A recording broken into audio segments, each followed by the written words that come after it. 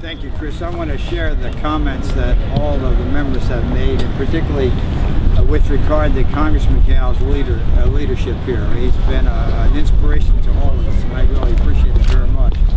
I share what Ed Royce says. I've been disappointed by this administration's silence on human rights and religious freedom. And I think Chris, sort of a reading from the New York Times today, kind of puts the whole comment of what was made by the Secretary in perspective. On July 19, AFP reported that Kurt Campbell, the Assistant Secretary of State for East Asian Affairs, said the following.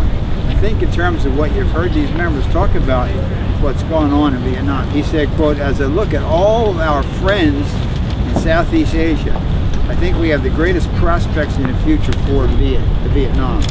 It's a strange affinity to have with a government that our own State Department has said, quote, increased the suppression of dissent, arresting and convicting of several political activists during the reporting period of 2009 country reports on human rights practices." The State Department report continues. Several editors and reporters from prominent newspapers were fired for reporting on official corruption and outside blogging on political topics. Bloggers were detained and arrested under vague national security provisions. This is simply not political persecution. This is a crackdown similar to what we have seen in the old days of the Soviet Union.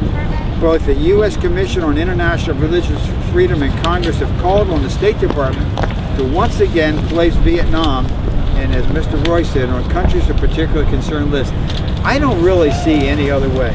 You can have the press conferences and, you know, the Secretary can go there and say that, but unless you do what Ed said, I don't think it's going to make a difference. I think you ought to do what Ed said, and I'm only speaking for myself. They don't have to agree. I think we ought to change the ambassador over there too. We really need to, I think we should put a Vietnamese American, somebody who has the passion and the commitment. Joseph understands, Congressman Gal understands it, so when he comes and tells us, we can feel it because he's been there, he understands, he knows the personalities. We need somebody like Congressman Gal to also be our ambassador in Vietnam, who can come back and articulate and advocate. The American embassy ought to be an island of freedom there.